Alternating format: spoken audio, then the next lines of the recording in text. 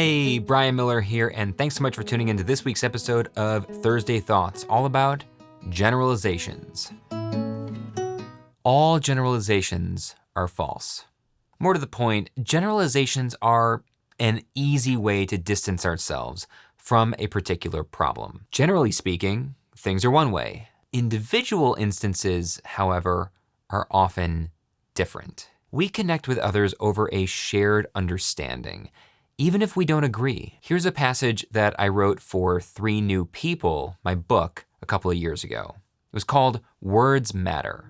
It's just semantics. You ever heard that? It's a phrase typically uttered by someone who is exasperated by an argument. Semantics is the branch of linguistics that deals with meaning. The fundamental question of semantics is, what is the relationship between words or phrases and what they stand for? In other words, semantics are important. Many everyday arguments between people, particularly between friends and family, are the result of a misunderstanding. And that is precisely because we are not clear with our words and what they mean. Semantics are crucial in building connections because we must be clear with our words in order to communicate effectively. If you can't communicate with clarity, you will find it very difficult indeed to connect with others.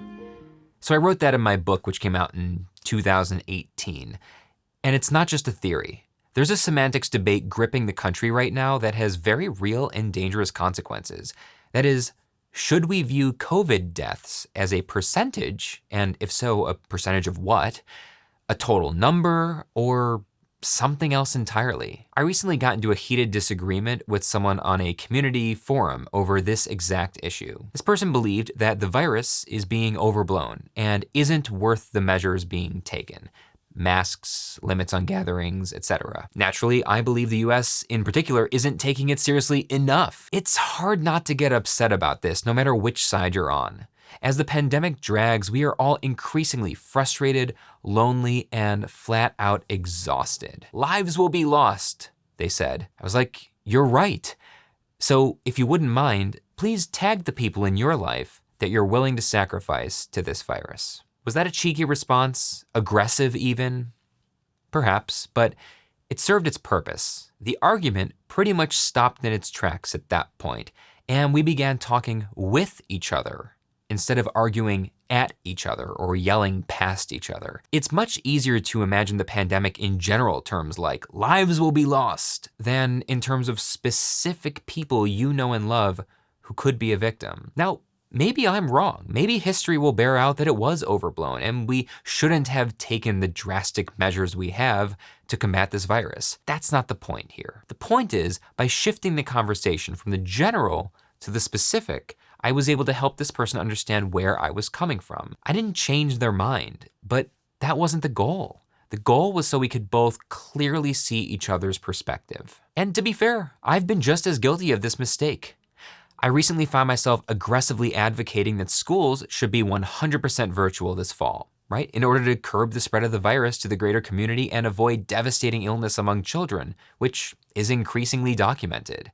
I said, it's just irresponsible to open schools in person right now. But someone fired back at me. She said, I'm a single mother of 2 elementary-aged kids. I work 2 jobs to make ends meet. If school doesn't open, I can't afford childcare 5 days a week. If I quit my job to watch my kids, unemployment isn't enough to cover our rent. We'd be kicked out of our apartment within weeks and homeless soon thereafter. School has to reopen in order to give my kids the best chance at maintaining their quality of life. The alternative is much riskier to our family. Boy, did that put me in my place. I mean, suddenly I wasn't grappling with the general idea of school reopening, but a specific individual family and the potential consequences for them should schools stay closed. I'm still not convinced it's safe to open schools, but her willingness to share a unique perspective created an understanding we couldn't have otherwise reached. Human connection is messy, but a little bit less so when we're clear in our language. As the great philosopher Ludwig Wittgenstein once said, the limits of my language mean the limits of my world. And I have no idea what he was talking about. Well, that's it for this week's episode of Thursday Thoughts. If you enjoyed this, hit the like button, subscribe if you haven't already. I upload a new Thursday Thoughts episode every week on Thursdays. Having said that, my name is Brian Miller. Thanks so much for sticking with me, and always remember, our world is a shared experience. Every interaction is meaningful, and every person you meet, even virtually, is important. And we'll see you soon.